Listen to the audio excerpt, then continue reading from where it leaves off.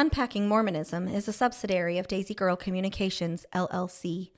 All content herein is intended for educational purposes only and does not replace the advice or counsel of your personal care provider.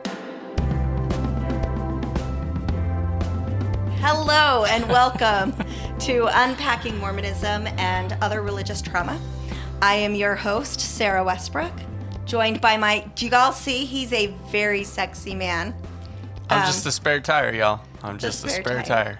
My co-host, Mason Westbrook. I am here to represent you as I learn along and ask the relevant questions.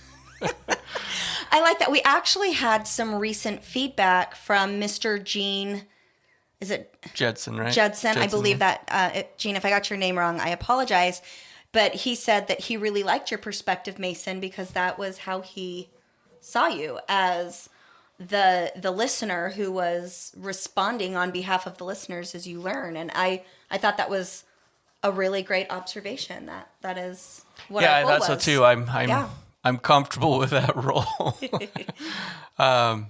Just as we've gone through this process, and you sit where you sit and I sit where I sit, that kind of is what this is about. Is just, I mean, you're on the outside now. You're completely outside of the church, and here I sit trying to still make it work for me, and not sure if I can do that, but still trying to make it work for me. And so I think it gives us a unique perspective as we talk about some of the toxic issues. Absolutely. So. I'm a little jealous because your mug is showing up on the camera, so I'm going to lift it. Whoop. Technically, these are both my mugs. I use these at work. Yeah, I'm going to have to bring my own. Well, what's it going to say? Mine is the one that came from Katie. It says something along the lines of, "You're my favorite dad. If I had another dad and I didn't have you, I'd kill that one and go searching for you," or something like that. That's really, sounds like Katie. Yeah. So what are we going to, right? So what are we going to talk about today? We're going to talk about pink elephants. No, we did that once already. We're going to talk about adult tantrums. And how to manage those with things like the R.A.I.D cycle or the ruler concept, which we'll get to all of that here in just a little bit. Yeah, so really I want to ask the listener, how often do you feel like you need to throw a tantrum? Because if you're anything like me, it happens a few times a week, on a good week. I raise special needs children. So does that make us special needs parents? That makes Does it make us special superhuman parents? Oh. I think is how a lot of people like to define. I'm going to hide a lot of my facial expressions right here behind the microphone. Here we go. Ready? Yeah. Dork. So anyway, but yeah, for me, I can get really overwhelmed and feel like I need to throw a tantrum. And because I'm a grown up, the idea is that I'm not supposed to. Because I'm more mature than that. And honestly, the little toddler girl inside of me needs to come out sometimes and throw a tantrum. And I think that there's a way that we can do this in a healthy manner. Be grateful I'm the one that gets her tantrums, not you guys. True. So Mason, how often do you need to throw a tantrum? Probably just as often. I just do it in different ways. And usually my tantrums are still directed at the children, the ones that cause the problems. Yeah. So you're able to hold it in on the kids and then throw the tantrum at me. No, but I'm not able to do that. I have a tree, you all. I throw the tantrum at the tree. We're going to talk about that. Alrighty. So as we get going today, I want to make sure that we identify that the information that we're sharing today has been well documented in the research. The first time that I read it, that I was like, whoa, these are the things that I'm teaching. These are the skills that I teach to my clients. And I love the book that we've also talked about in our podcast quite frequently, is Emily Nagoski's book called Burnout. Yeah. So Alex, if you can pull up the cover of that book so that our, thank you so much. There it is. So Burnout, the secret to unlocking the stress code. And this is really stress cycle. You're right. I'm sorry. My glasses. I think I need bifocals or something. I need a new prescription for sure. But Emily Nagoski really puts into easy to understand language the importance of what she calls completing the emotional cycle. And this is something that we've been teaching for, at least I know in my clinic. I've been in clinical practice now for about 12 years. And since 2014, I've been doing that on my own independent license as a licensed professional counselor. And I've been teaching these skills for the entirety of my career. And I really love the readability and the understandability of the book by Emily Nagoski. It's also Nagoski, Amelia. Nagoski. It's also Amelia, by the way. It's actually written by both of them. If you look there, you can see Emily yep. Nagoski and Amelia Nagoski. And if you get the Audible, you can hear both of them reading it and sharing their different perspectives and stuff. And it's terrific. Yeah, and put a shout out for that. This is one of those author-read books that listening to the Audible, I think, makes it more rich contextually. Absolutely.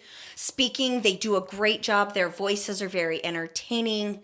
Yeah, so I just absolutely love the presentation from that book. And I'm sorry, Amelia, I forgot to add in there. States, you want to read this book.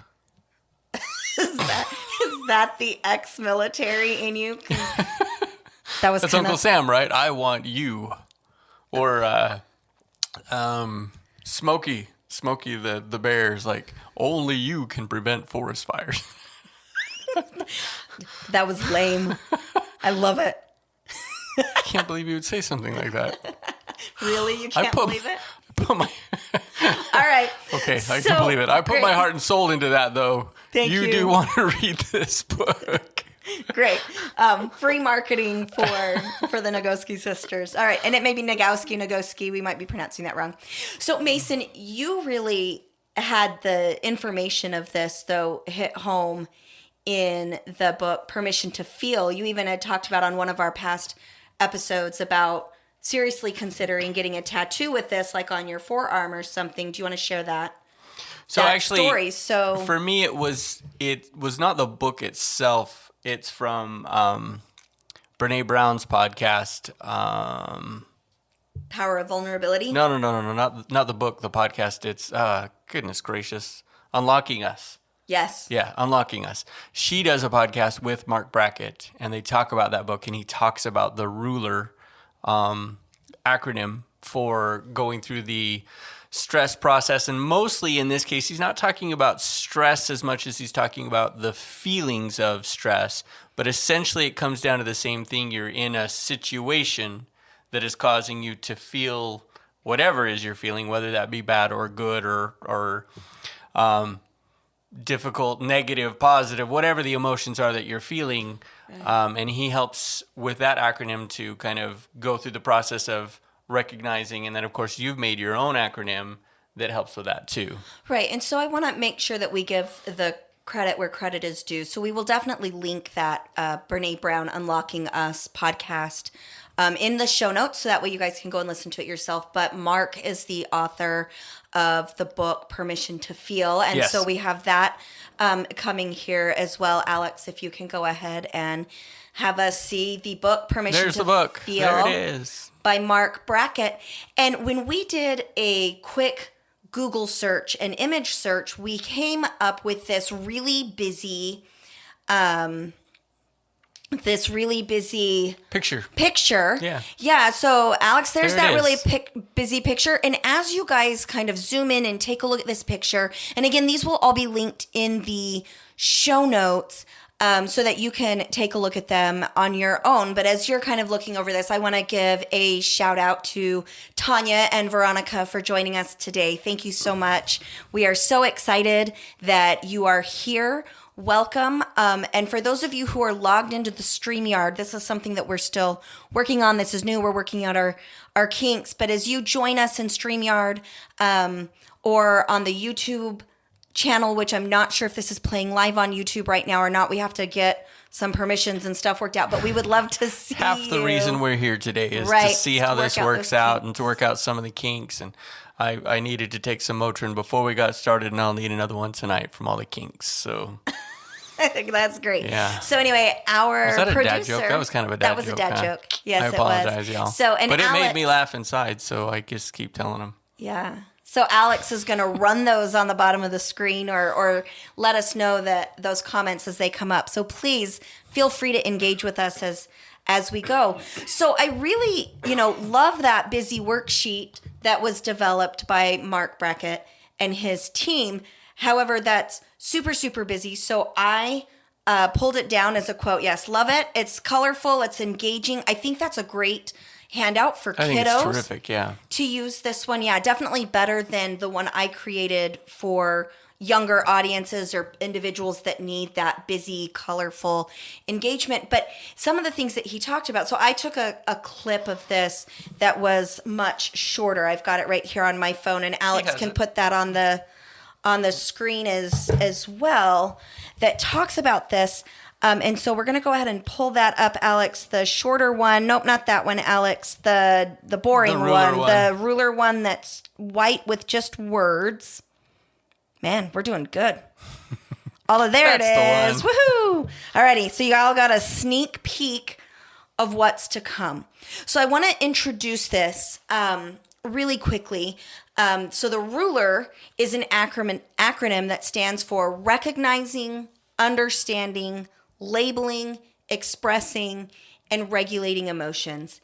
And really our listeners like, all right, Sarah, so what is all of this about? How do we use this? And I want to say that the most commonly asked question that I get as a counselor when my clients come in is they'll say things, oh, Sarah, this is, great shrink shit. Truly, I'm not sure if I'm allowed to cuss on live, but I'm gonna for today. That's a great shrink shit. But honestly, when I'm in the heat of the moment, when I'm feeling anxious, I'm not thinking about all of these things. And we've talked about this in our podcast, especially episode number 2, which is your brain is not your enemy. And so definitely go back. We're going to do... 3. And number 3, yeah, school life episodes 2 feelings. and 3 both discuss a lot of what we're going to talk about today. Yeah, with that amygdala kind of hijacks your logical reasoning. And so in those moments, the completing the emotional cycle from the Nagoski sisters, these permission to feel, this ruler acronym from Mark Brackett, we're all talking about the same thing. And that is that we need to be able to psychologically soothe and physiologically soothe our bodies, soothe our brains, in order for our frontal cortex to come back online so that we can engage in rational, logical thinking, so that we're on that linear decision making, so that way we can be in our frontal cortex. We in order to self-actualize and show up in conversations or in difficult situations in the way that we are most comfortable, our true authentic self and whatnot. And so today we wanted to introduce the R.A.I.D worksheet once again, because I find us referring back to it so frequently. And I don't think we've done an episode on unpacking Mormonism and other religious trauma specific to the handout that you are now seeing on your screens. And then I've got mine right here. Pull it out of the magic hat for Mason and I to... There's a hat down there? There's a hat down there. Yeah. Did you not see that hat down there? So I'd like to just jump in here real quick, too, and just say that I think that why this is so important, and you're going to talk through this, of course, but when you look at the Nagoskis and Mark Brackett and now your R.A.I.D thing, we're all talking about we all experience emotion. We all experience stress. They're just a part of our normal everyday life. And too often what happens, I know what was the case for me, and it wasn't told to me specifically because my parents would have had no idea that they were even doing this, I think. Right. But the idea is that you're not allowed to feel these things. Like idioms come to mind like, don't you cry, boy, I'll give you something to cry about. Right. Or don't cry like a girl. Yeah, or you're acting like a little girl, you're acting like a little baby, or that kind of thing. And of course, there's numerous ones. Right. Those are the ones that come to mind for me. But right. So, and I'll interrupt. So I want to add in, Brené Brown here talks about this where, you get the football players and you get the football player up to the line and it's don't be a pussy. those types of statements, Right. where the message that we send is your feelings are not okay. Right, or not valid, or they get in the way. And so that's kind of what we're trying to educate through this, is that all of those feelings are valid. They all have a purpose. They all serve to inform us. And if we do not complete the cycle, the Nagoskis call it completing the cycle, completing the stress cycle of you got stressed, you're feeling whatever it is that you're feeling.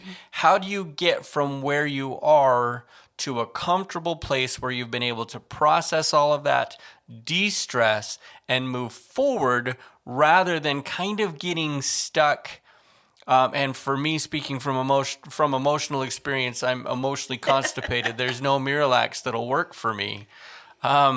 This idea that if you get caught in this cycle of not completing the cycle, the stress just stays in your system. You end up with all kinds of negative health problems, things like that. So this is all about recognizing and coming to terms with the fact that everything that you're feeling is okay. It's normal for you to feel this way. It's okay for you to feel this way. Now let's process it and move to a place where you're happy with what's going on. Well, and, one of the things that it's almost cliche now to say all of your feelings are okay. I mean, it's true, but really what happens is when we're in that uncomfortable place or in that emotional space where we've been told from the time we were itty bitty before we could even think for ourselves that we needed to stuff those down. And really, I think, for me personally and what I see a lot in my clients is the idea that my emotional expression is going to make you uncomfortable. Oh, yeah, big one. Yes. And I've got Veronica on here saying, you mean binge eating chocolate? All the chocolate isn't the right answer. You know what? I'm going to say this right now. Veronica, I know you personally. I'm going to call you Ronnie because that's what I've called you forever. So Ronnie, I'm going to say that a chocolate binge can be incredibly therapeutic. The challenge is the statement all the time.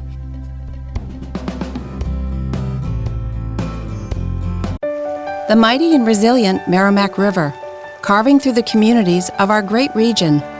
My name is Linda Lorden, proud president of Merrimack County Savings Bank. And like the river that serves as our namesake, we're a constant yet ever-changing presence. Because to us, it's bigger than banking. It's about powering communities and putting people first. It's about knowing where you came from and where you're going. That's Merrimack style. Visit us at themerrimack.com.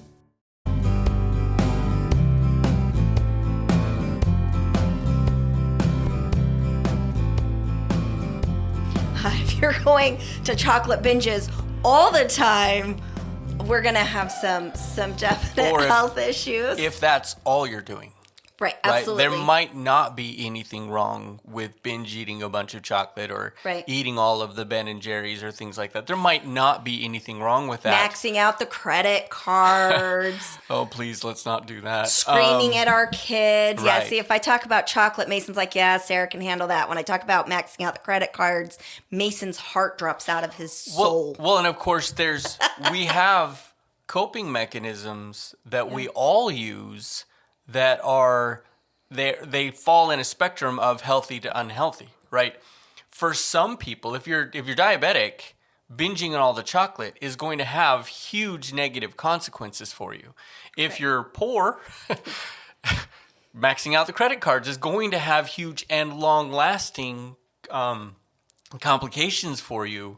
So they may not be, and that's different for everybody. If Dave Ramsey wants to go out and spend $10,000 on a day, maybe that's not that big of a deal for him, but it all falls in a spectrum for us. And if that's all we're doing, if every time we feel sad, we're eating the chocolate, or every time we're sad, we're maxing out credit cards, then we're not getting to the point where we're processing and getting to a healthy understanding of what's going on in our lives. Right. Well, and I really want to challenge that polarized thinking. I agree with everything that you said about the triggers, but I want us to make sure that we're watching if you're poor and maxing out credit cards, because the truth is, if you're financially comfortable and maxing out credit cards because you're having a negative emotional experience and you don't know how to discharge that in a healthier way, it can have negative consequences. I've got fairly wealthy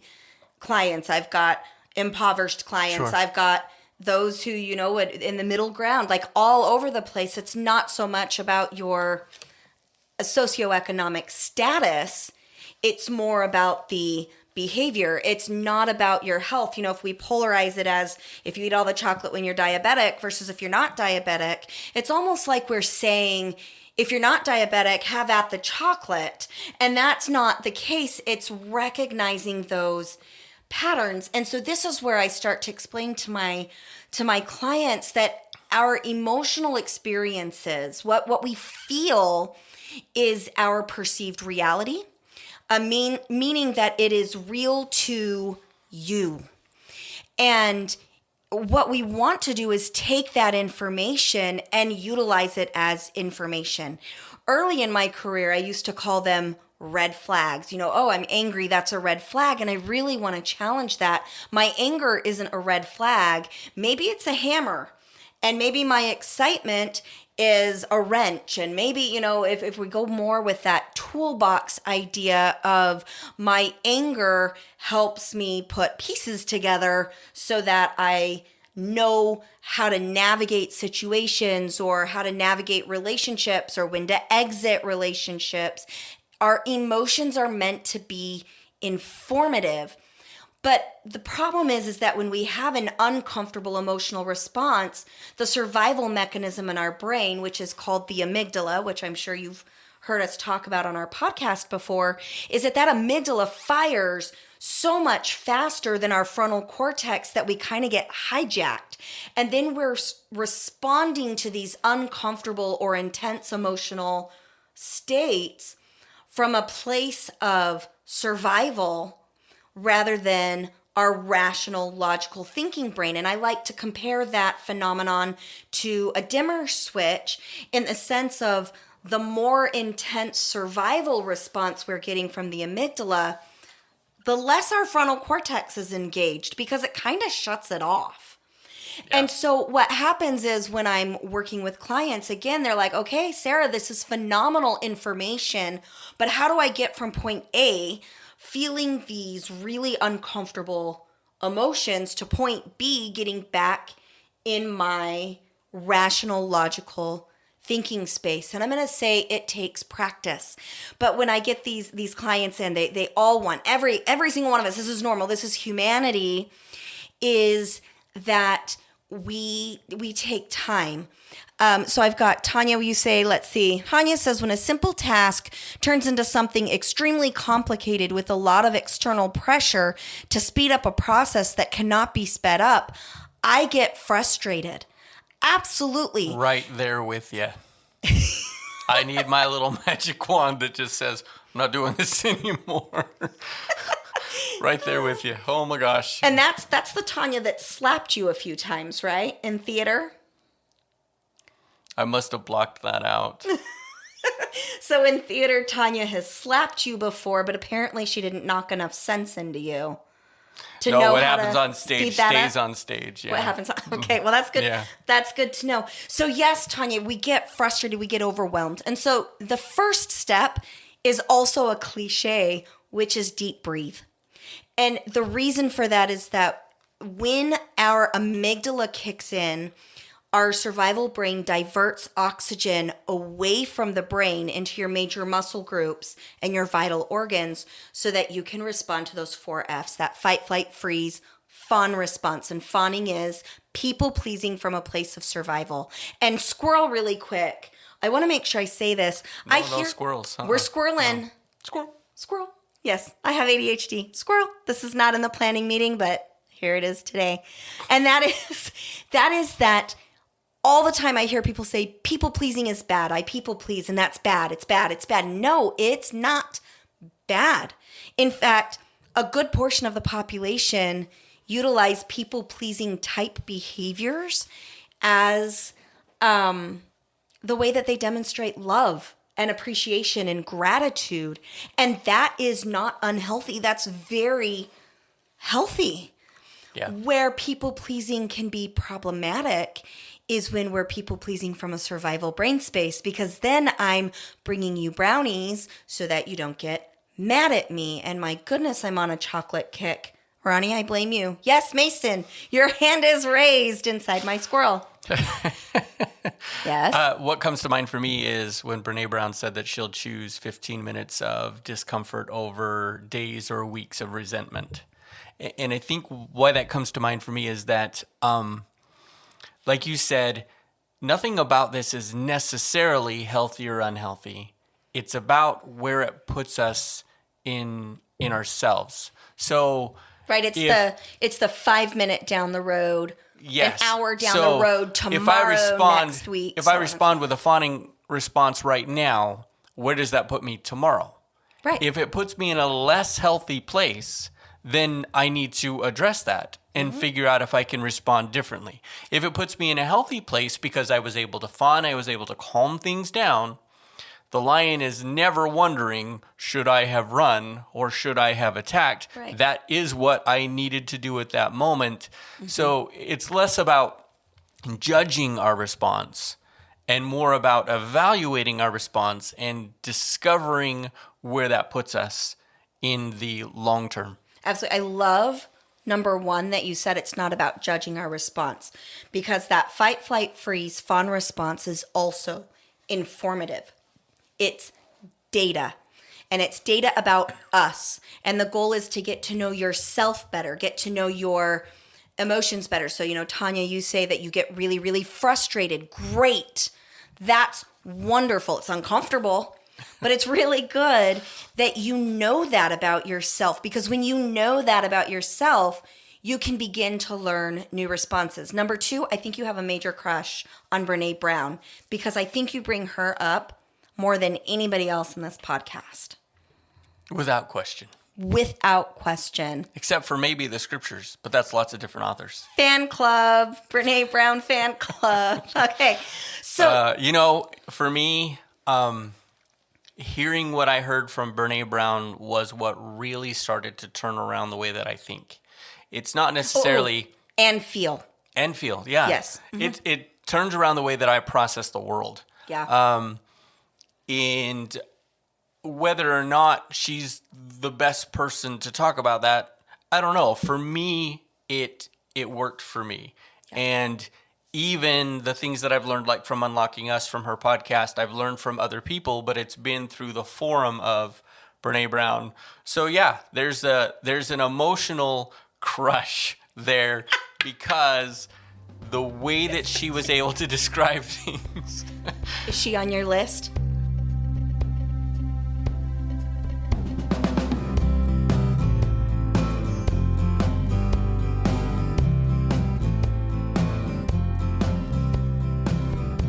I don't have a list.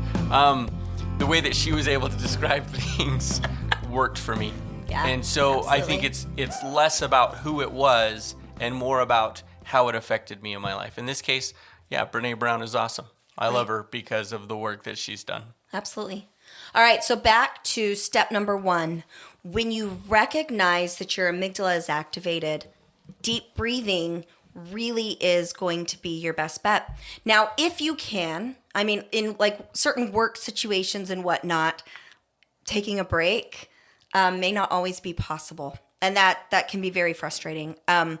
If you're in a relationship and it's, I'm feeling flooded is what the Gottmans call it. So John and Julie Gottman call this amygdala response, or this brain hijacking, as being emotionally flooded. And their first recommendation in couples is to allow the partners to take at least a 20-minute break and then come back to the argument later when you're calmed down. And but either way, the goal is to breathe, because as you deep breathe, so we're talking about slow, measured, deep breathing with no pauses. And we're going to explain why we want no pauses here in a minute. And Faye, I saw your comment, but I didn't. Yeah, Alex, can we put that one back up there? Can you put that one back up? Yeah, and leave Sarah it because couldn't pause at the moment. If I want to pause her in the middle, you might not ever get the rest back. Right. So just hold that comment there. I'm going to come right to you, Faye. I see that. Thank you for joining us. Let me finish this thought, and then I'm going to respond to this. So yeah, taking that break and breathing, and the reason is because as you slow down your breathing and you have an inhalation and an exhalation with no pause, because when you hold your breath while in an emotionally activated or an amygdala activated brain space, what's going to happen is your amygdala is going to go, blah, you're holding your breath, freak out. And it's going to take longer to calm that down. And so instead, we want you to inhale and exhale slow, measured. You can count it if you want to. I'm a big inhale for 2, exhale for 4. We called that a deep breath with prolonged exhalation. Whatever works for you as long as you're not pausing. So like yoga breathing or box breathing where they say inhale for 2, hold for 2, exhale for 2, hold for 2. Great way to breathe, but not when you're emotionally flooded, because holding that breath is going to cause you to panic. We also know that in about 2 to 3 minutes of breathing in this slower, measured way, your amygdala, you're going to have that switch back. It is more effective, and this can be found in the book, oh goodness, what is it called? The Rewire Your Anxious Brain. It's on our recommended reading list. I don't have that ready to go for the show today, but we'll put that in the show notes, where 2 to 3 minutes of this breathing is actually more effective than a benzodiazepine is in 20 minutes. The challenge is that most people will terminate that deep breathing before they get to that 2 to 3 minute mark, because the amygdala resists. At about the 1 minute mark, you're actually going to feel a little bit more anxious, because the amygdala is like, no, you're not going to stop. I've got things here that you need to pay attention to. So you have to breathe through that 1 minute to 1.5 minute resistance to get to the other side of it, where you will then feel that sense of calm. But that is always going to be your step number 1, is to focus on your breathing. All right, so Faye says we can grow in moments when we can sit with the urge to chase that next sensation. Our moment grows. Our power. Our power grows each time we sit with the urge and watch it with compassion. Practice indeed. Yes, Faye, I love that. In my field, we call that leaning in. And we're going to talk about that. So, Alex, if you can pull up the R.A.I.D sheet, we're going to talk about what to do. Step number 2. So for my clients that are saying, Sarah, how do we do this? What are the steps? These are the steps. So number 1, breathe. That purple behind that orange reminds me of the Phoenix Suns. That's Mason says yay, and I say bleh. Go Arizona. Go Arizona. We're both from Arizona, but we don't live there anymore. Alrighty, so step number 1, breathe. Step number 2 is going to be very similar. Alex, can you pull up the boring ruler one? That's what I'm going to start calling it, the boring ruler one. Yeah, so as you can see here, their number 1 and my number 1 are the same, but I actually combine them. So their rule number 1 is recognize and then label. I put that under the R, recognize. If you go back to the R.A.I.D worksheet, you're going to see recognize what you are feeling and name it. You're also going to recognize where in the body am I feeling it. So for Sarah Westbrook, anger feels hot in my chest, tight in my shoulders. I tend to clench my jaw. I tend to clench my fists. I'll grind my teeth. I get tension headaches if I'm not doing something with it. But being able to identify anger for me feels like this helps my brain recognize it faster. Hey, you're angry when you're in that amygdala brain space. So I want you to recognize what you're feeling, give it a name, be specific in that name. And we'll talk about why being specific is so important here in a minute. And then where in the body do I feel it? What does it feel like? And that information comes in really handy later on. The next piece is to accept it. And when I talk about acceptance, I mean radical acceptance. I don't have to understand what the emotion means for me. I don't need to understand what I'm going to do with this emotion. I don't need to understand why I'm feeling. I don't need to understand it yet at all. But just to say, I'm angry. That's okay. People get angry. If it's from a trigger and you can identify that trigger saying, you know what, Mason, you just kicked me in the shins and that pissed me the F off. Sorry, Sarah drops the F-bomb. I'll try not to on these live shows. I will try. But you just kicked me in the shins. I'm feeling really betrayed and angry about that betrayal. That makes sense to me. That's normal. Humans do that. That's where we get into beginning to identify the emotion that is coming because of the trigger. Because once again, the old way of thinking was that our frontal cortex was firing first and that we always had a thought that the thought came first and the emotion came second. And that's bullshit. The emotion comes whenever the emotion comes. It can come first, it can come second, it can come fifth, it can come, emotions just come because, again, that survival instinct responds first by the emotion and then the action, and the thought isn't always there. Like if I see a bear, I'm not going to think, that's a bear, I got to run. My body's going to jump into action and I'm going to be running and being like, whoa, where the heck did this bear come from at the same time? So that whole idea that thought always comes before action is inaccurate in my opinion. Well, and I think that I'm going to go right back to the word that I used before. If you can't accept the emotion, then there's a lot of judgment that gets involved. And why that really becomes a problem is because it's hard to move into the next one, which is to investigate what's going on. Yeah. If now you're coming from a place of guilt or a place of shame, or like, oh, I can't believe I am feeling this, I shouldn't be feeling this.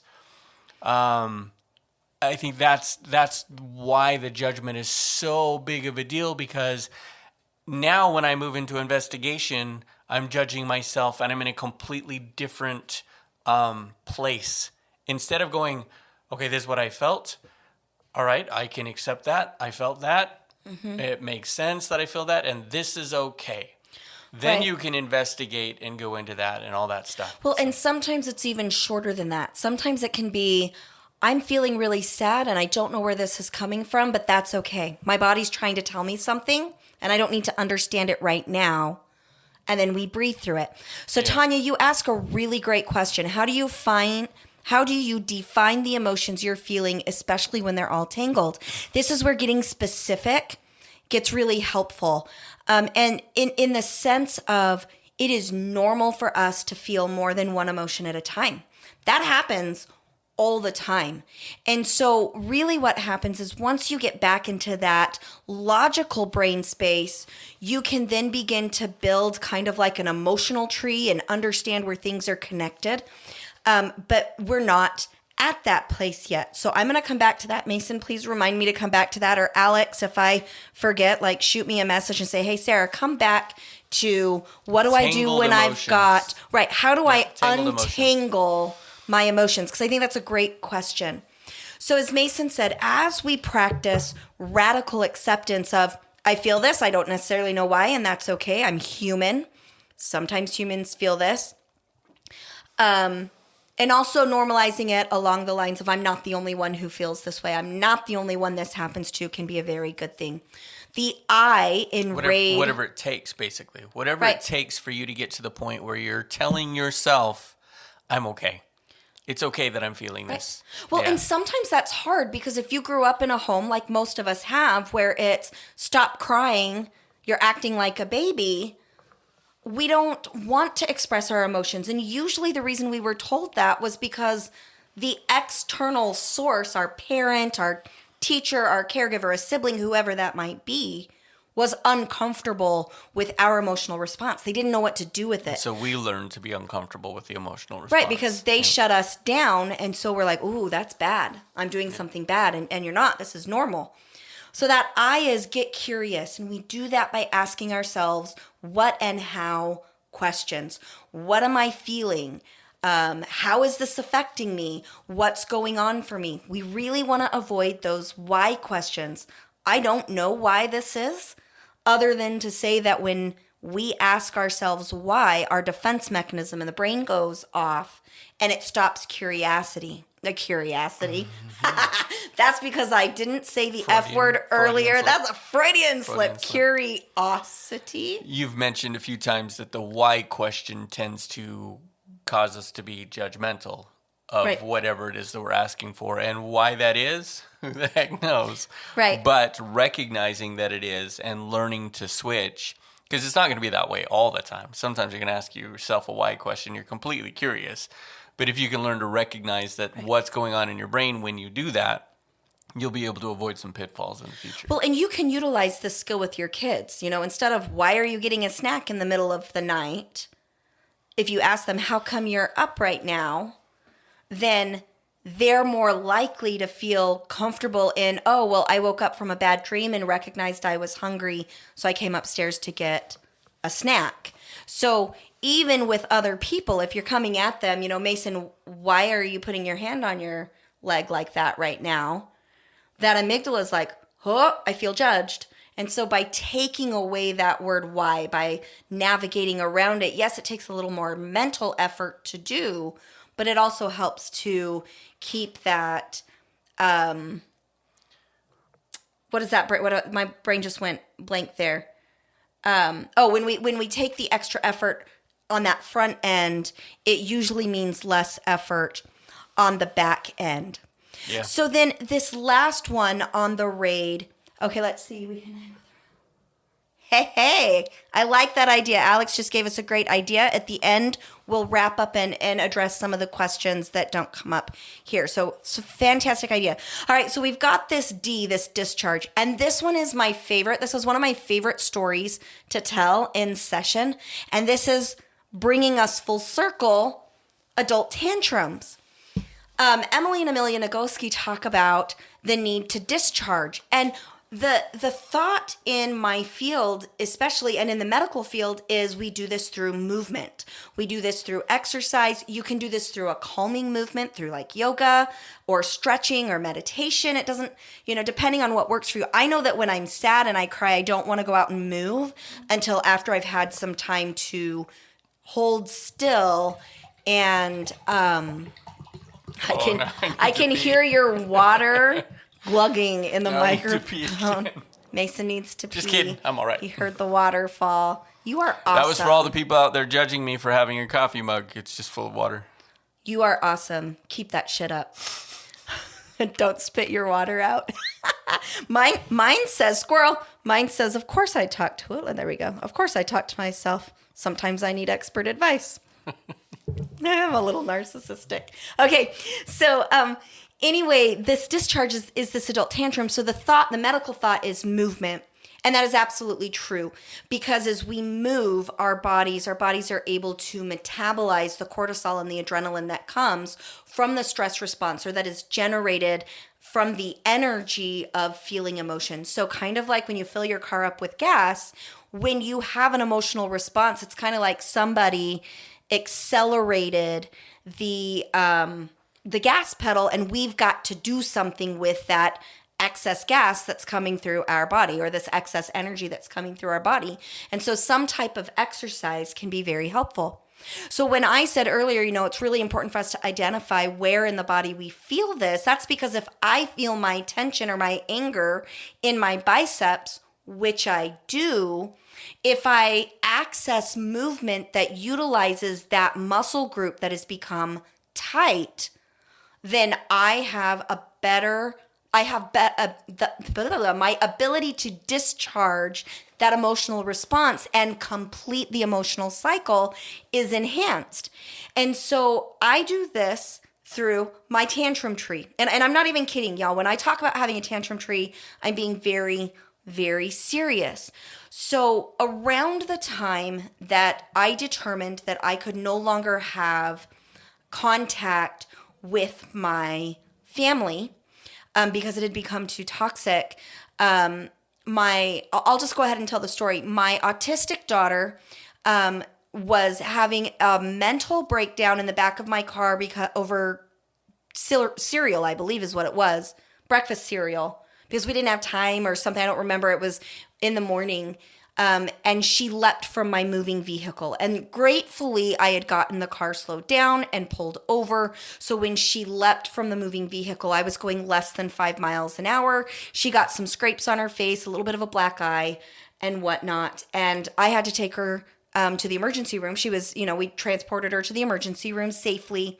And she, got screened in the emergency room. We went to the pediatric hospital. Gratefully, she had no injuries from jumping from the vehicle. Gratefully, she had done this enough times or attempted to do this on the school bus and whatnot. The investigation piece of why is your daughter jumping out of your moving vehicle was really easy on us. But when we went to the hospital, they, of course, chose she needed to be admitted. And I agreed 100%. She needed to be admitted to an inpatient psych unit because her flight response, her getaway response to exit the vehicle when it was obviously not safe, that's that logical reasoning gone, amygdala, her flight response, get out, get away, in full force. In fact, she stood up from the ground when she exited the vehicle and she put her hands on her hips and she looked right at me and she goes, "Mom, why didn't you tell me this was gonna hurt?" And I'm like, literally I was like adrenaline going crazy. But I had reached out to my family and said, "Hey, I need some help. Because Mason, you were on call. And it was a holiday weekend. It was Mother's Day, blah, blah, blah." And I was like, "I need some help." And my family did not come. They claimed that I was exaggerating, that I was overreacting and whatnot. And I was like, all right, this has gotten really toxic. And later we did counseling to try and reconcile some of the issues, and it just got worse and worse and worse. And so we determined that there would be no more contact. At that time, I was angry, y'all. I was really angry that my family let us down in that way. And that's not the first time that this has happened. Like, we're talking about lots of things that have built up. This was just kind of like that really big straw. This was the boulder that finally broke the camel's back. And I said, okay, we need help. And when help didn't work, I said, I'm out. I'm done. But there was a lot of anger for me. It wasn't so much that they were unable to help. It was that they chose not to. Right. Yeah. It was not like, we get it. If you can't come, you can't come. I was on call. I can't, I can't be there. My dad was literally, who's from Arizona, was literally less than 3 hours away from us. He was in St. Louis on that weekend and refused to come get our kids out of school and what. It was a mess. So yes, it was not an inability to come. It was an unwillingness to come. Right. So anyway, obviously I was very, very angry. And so I sat up in the hospital, and at the first chance I got where I was able to leave the emergency room, Mason, your niece came out and helped us out instead of my family coming, which was just, y'all, if you know this niece of mine, and I won't name her because I don't know how comfortable she is with that, but she is an angel from heaven. Absolutely love this girl. But she came and helped take care of Abby so I could come home and help take care of the little kids while you were, the other kids at home while you were on call, and whatnot. And I had that pent up anger, like it was coursing through my veins for a couple of days. And I could not discharge it because I was sitting in a hospital room. So I was doing my deep breathing skills. I had run the R, the A, the I. I knew what was making me angry. I knew it was okay. I had vented. I had, called Mason and vented to you. I called some other good friends and vented to them. Like, I was running my process, but I was not getting rid of that anger. My body was holding on to it. And that mind-body connection is well documented in the medical literature. And again, exercise and movement is thought to be the best way to discharge it. And sometimes I'm here to say, if there's a lot of going on anger like there was for me, just going for a run isn't enough. And so I have this tantrum tree, and I took a nativity that I was going to give my mom. My mom collects nativities. I had not given it to her yet, so she didn't know about it. It had no emotional meaning to anybody. And I took it out to the tantrum tree, and I stuck it on a bench, and I took a baseball bat overhead, and I smashed the shit out of that thing. Now, why did I need to do this?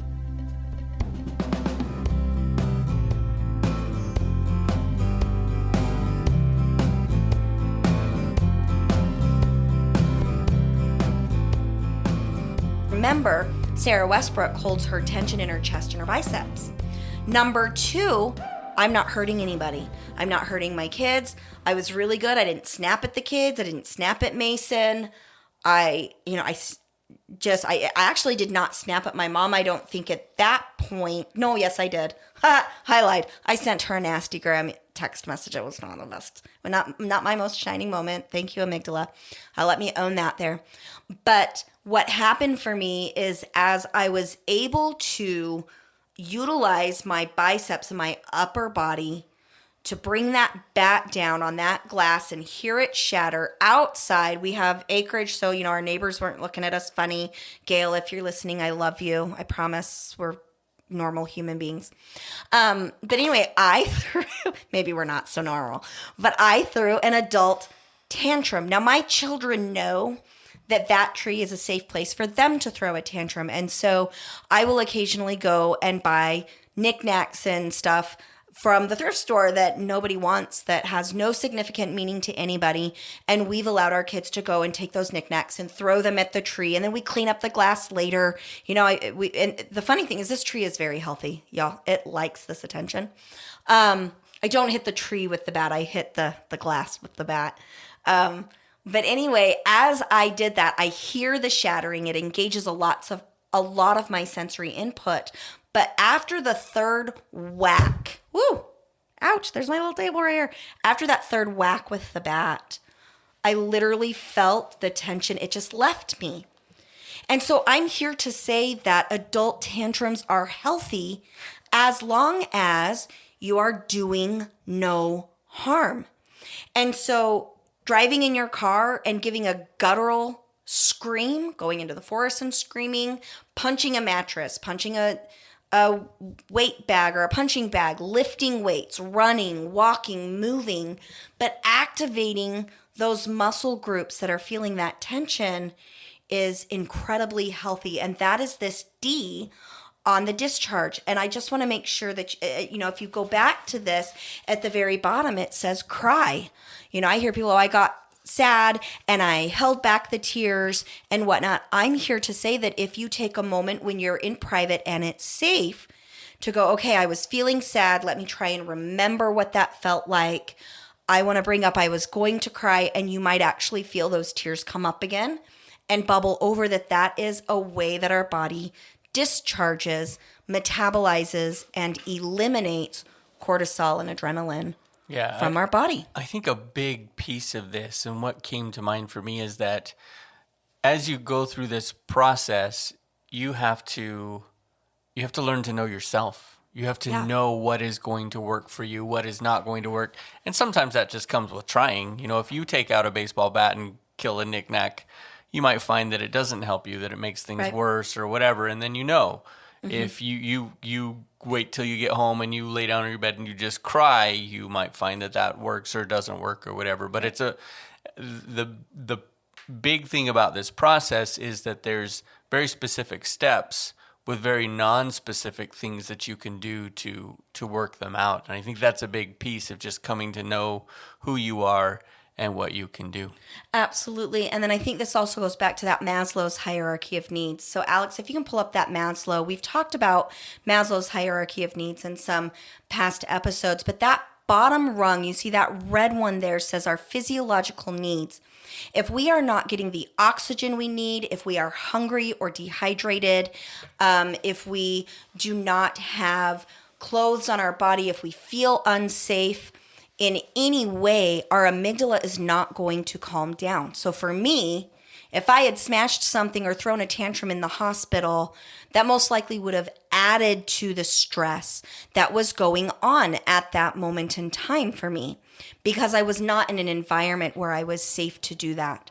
And so coming home, being in a place where I'm comfortable, in a place where, I'm not being witnessed by little kids that's going to traumatize. Like, I'm choosing. If you did that at the hospital, that would be a completely different response. If you take a baseball bat and start breaking stuff in a hospital, security's going to come get you. If you break down into tears at work, it probably won't have the same effect for you. So you have to know where you can be safe. Yeah. And what will work for you to help discharge the emotional baggage, the emotional load, whatever's going to help you reset Yeah. Absolutely.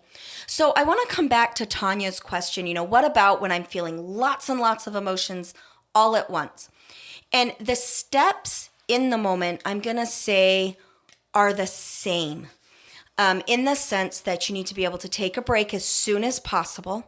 If you're in a relationship, we really want to establish healthy relationship boundaries where your partner will respect your, hey, I need a timeout. And then, of course, we tell them, give me 20 minutes or I'll check back in with you in an hour or after lunch. Or we always want to, if we're going to take a break from a conversation with our partner, we want to make sure that we are giving them a time that we are coming back. Because if you just walk away from your partner, they're going to feel a little abandoned and they're going to chase after you. That's normal human behavior. And so really when it comes to what do I do when I've got all of these emotions and they're kind of enmeshed and they're all tangled up, and that is number one, you get yourself calm. You get yourself back into that amygdala, which means you might have to postpone your response. One of the things that I'll teach my clients is get some mantras available for you, like, hey, can I think on that for about an hour and get back to you? Or can I think about this for 24 hours? Or, hey, give me a little bit of time and I'll shoot you a text when I can come back to this. So that is that respectful taking some time away from it. And then once you're feeling physiologically calm, so we want your heart rate, your resting heart rate to be around 80 beats per minute. Obviously, if you're not at a medical office, you might not be able to do this, but we want your oxygen saturation rate to be somewhere between 96% and 100%.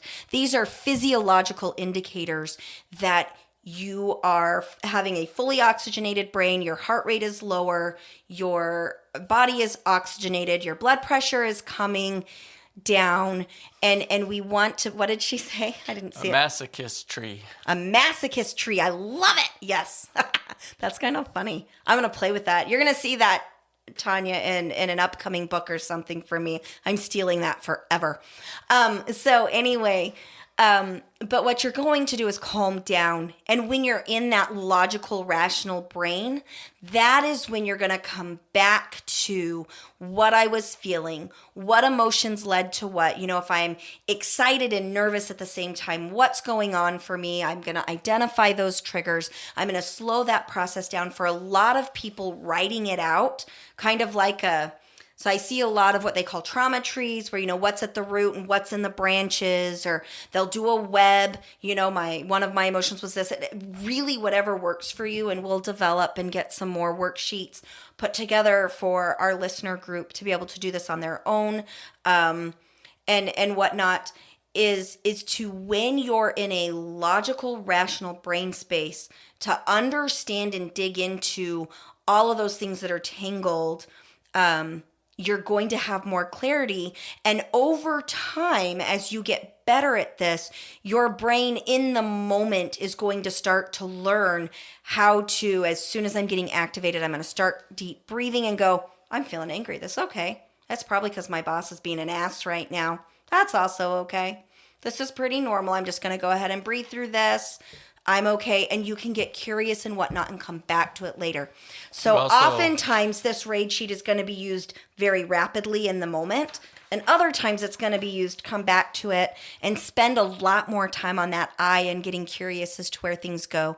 The best analogy I have to describe this would be if Mason and I recognize that all of our cords are tangled up right now while we're doing this live show, we're not going to pause the live show and start unplugging our microphones and our headphones and our camera so that we can make our cord situation look a lot better, which this is a very real thing, y'all. Our cord mess down here is pretty dangerous. Don't stand up, Mace. You'll fall on your face because you're a Westbrook. I think we did a good job. Right.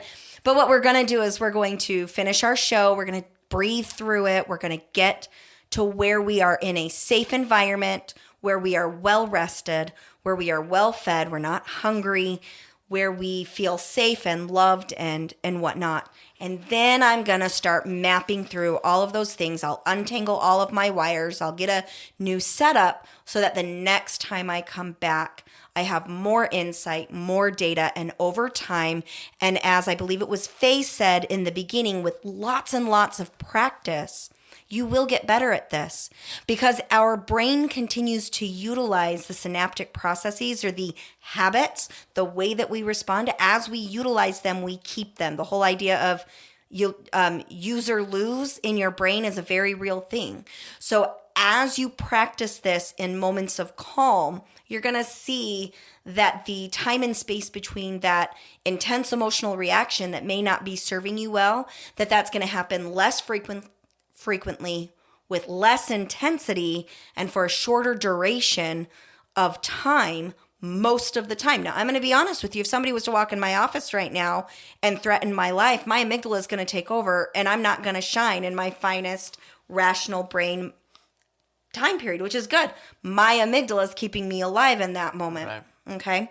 But as you practice this, it will get better. It will get easier. And as your brain gets more familiar at doing this as close to the triggering event as possible, you're going to find that this eventually becomes your new norm. And I usually see that transition in clinic between 90 days and 6 months of doing this consistently. Yeah, Mason. One of the things I think that might help is up here on the wall, we have a feelings chart. And what it is a circle, and in the center, there's the big feelings like anger or sadness, things like that, that are more commonly understood. And then there's another circle around it that breaks down those feelings into other common feelings. And then another circle that breaks it down into other common feelings. And so sometimes the detangling just comes with specificity of what's going on. But yeah, this is what it is here.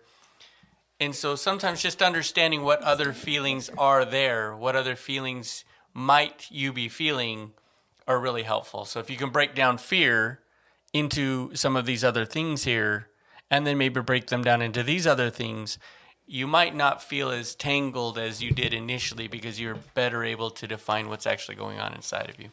Absolutely. And that brings us back to that point from earlier of being specific about what you're feeling. Because if I identify bitterness, pissed off, hurt, scared, always as angry and mad, I limit how curious I can get. So that's why we want to get really specific. I actually have a worksheet that I can see if I can get uploaded to our webpage. So just a quick shout out. If you would like a copy of this R.A.I.D worksheet, it is available at www.daisygirlcommunications.com. Under the handouts, it's 99 cents to download it. It is copyrighted, but just let me know if you need to mass produce it or something, and we can talk about that. That's pretty easy to do. Or if you really don't want to pay the 99 cents, I get you. I like to be frugal only because I'm married to this guy here and he wants me to be frugal. But I can email this to you if you reach out to me at daisygirlcommunications@gmail.com. We would absolutely love to hear what you think. Tell us about the show. Today we didn't talk about Mormonism too much because we just wanted to really review that R.A.I.D cycle and that having tantrums or a masochist tree, as Tanya so eloquently stated earlier today. We really wanted to get into that. But I know that I learned in Mormonism, and I know from my experience with clients from many different religious backgrounds, and also just from the social time that we were brought up in, that being angry or sad or having uncomfortable emotions was viewed as a bad thing, and that we are now in the behavioral health field really trying to reverse that thinking and saying, hey, and reinforcing what we said earlier, hey, this is natural, this is healthy, this is data. Let's utilize these emotional states so that we can learn how to better interact with our world. So I think that's all I've got for today. Mason, did you have anything else you wanted to share? Any questions out there? Hey, Ian. Hi, Ian. We love you. So Ian's going to join us in a couple of weeks for a show here. Go ahead, Mason. Ian says there are many times that you're angered, you react, but why review if you do not care about that situation or the people involved? Oh, good question, Ian. So I'm going to start out. I'm actually going to answer the second half in a, what does he say? What if your anger and what you're feeling does not warrant review? Says, kind of a so what, I'm out, kiss it kind of a thing. So you got angry. Ian, you're not like that at all. Not even a little bit. Can I say something here real quick? I'm sorry. I think that the reason that it can be helpful is because just like any other coping mechanism that you have, that lashing out might be that coping mechanism. And if you can check in with yourself a day later, if when you check in with yourself, you know what, I'm really happy with the way that worked out, then you probably don't need to go much deeper than that. But if you check in with yourself and you're like, maybe that wasn't handled the best way that it could, looking at ourselves and deciding, can I handle that differently in a similar situation, is going to improve who we are and how we respond to people in general. Yeah, I'm also going to say that if you're feeling like kiss it, or as Ian, you would normally say is F it, which I agree with that sentiment even more, is that when we feel that way, I don't even care about you, I don't care about this, just that's actually stonewalling. You are escaping and numbing.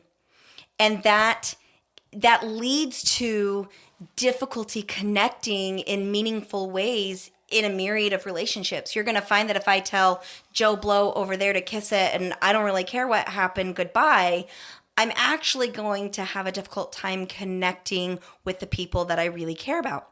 That it's just it's a side effect of that. And so I want you to be able to recognize that the kiss it, or the off type of thing, is a coping mechanism that can be and often is very harmful for us in the long term. You're not necessarily, should I continue to drink rum? Yes, hell yes. Yes, drink rum. Ian, when, the next time I come out and visit you, Ian, I'm bringing you some of my rum that I picked up in Merida, Mexico. It is the best coconut rum. Squirrel! Okay, like any coping mechanism. If you find that it works for you and it puts you in a healthy place, then yeah. If you find that it doesn't, then maybe it needs to be addressed, right? Well, and one of the things that I want to really talk about and hit on Ian's question. I need a crying closet right now. That's what Tanya shared with us. They showed her the Tanya, crying big closet. virtual hugs. I want to hug you, and yeah, I get that. Did you see that? She put her hands in my face. Again. Do that all the time. He's so cute, though. So anyway, when we come back and review how we responded, we're learning more about us. Because I'm 100%, there are some toxic environments where I'm like, look, I've got to consciously disengage. That was not healthy for me. That was toxic. I need to step away from this. 100%, that is appropriate. But if you come back and you say, what is this relationship to me? How is this helpful? How is this hurtful? And I'm evaluating about me. I'm being honest about what is this doing for me. If I'm saying kiss it and then I'm numbing for several hours, that's not a place that Sarah Westbrook wants to be. Now, numbing is vital. It's a healthy neurobiological response. If we say, ooh, when you numb out, that's bad, that's inaccurate. Numbing is a coping mechanism that gives our brain a break from everything going on around us, as long as you don't reside in that numb place for prolonged periods of time.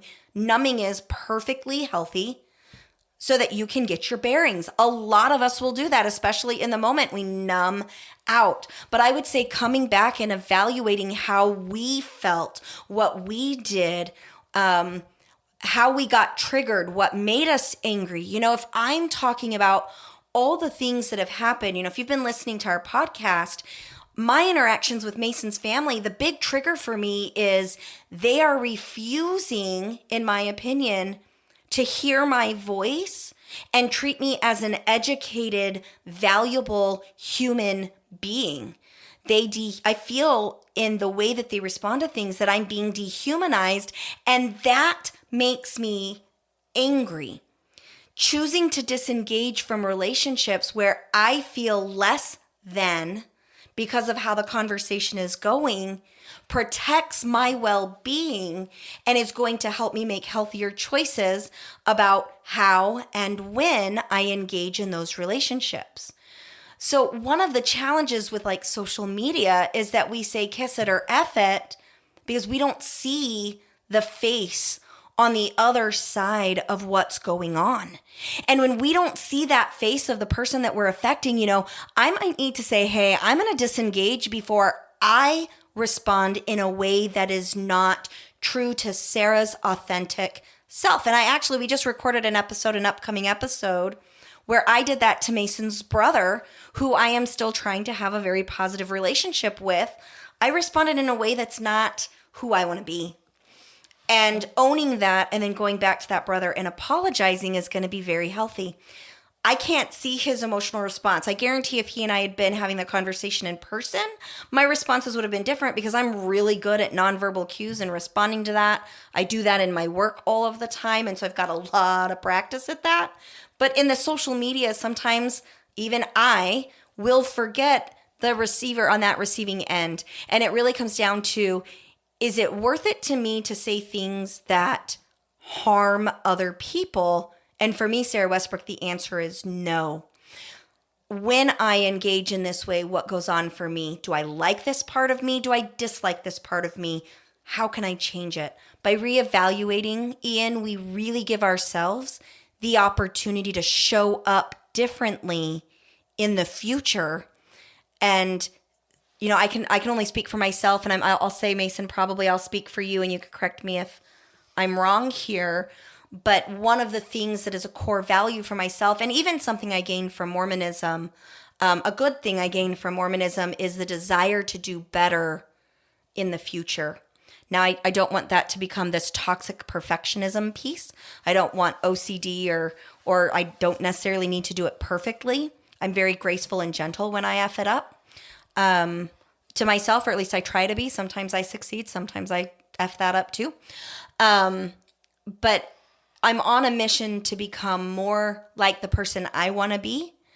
And that person is to offer healing and hope for others. And so that's kind of where I land. So, are there any other questions? Yeah, out there? Alex, are there any other questions that you see before we sign off? Sorry, I cut you off again, Mason. Kisses to make it better. I'm so used to it. I didn't even notice. So bad, and unfortunately so true. For me, it's about, my answer to that question is, for me, it's about whether or not I would become practiced in responding that way and then end up responding that way at a time I really didn't want to. Yeah. So that would really be that is for me. If you're deciding, screw it, I'm not going to respond that way, and that's the choice that you've made from your frontal cortex of this is how I feel, this is the best way to handle this situation, then maybe you're right. There's probably not anything wrong with that. But if we become so practiced at responding that way, then maybe we're putting ourselves into a situation where someone that we don't want to get hurt is going to get hurt by what we say, and then we become a little less authentic to who we are. Yeah, So, I really like that. Thank you, Mason. It doesn't look like there's any other questions, so we're ecstatic that you guys joined us today. Thank you for the comments. Thanks for helping us make this first one a success. Yeah, thank you. Absolutely. Thanks so much. Peace, y'all. Love ya. See you next time. Unpacking Mormonism and Other Religious Trauma is hosted by me, Sarah Westbrook, and my husband, Mason Westbrook. Produced by Daisy Girl Communications and Alex Vidalis. Our music today was Moving Forward by Run to Life. Hello, everybody. Is that us? That's us. Y'all, I was just teasing Mason right before the show was supposed to start. He was like, I gotta go to the bathroom. Y'all, his amygdala was activated and he had nervous potty. Technically, I said I gotta go pee. Uh-huh. Yeah. And the counselor in me read into that your amygdala was activated as nerves, and that observation was confirmed when you came back and said too many anesthesia classes. Yeah, So- it's not all about the amygdala, Is it about the bladder? Yeah. Oh. Sometimes it's about being prepared. Sometimes it's about being a Boy Scout. Being a Boy Scout.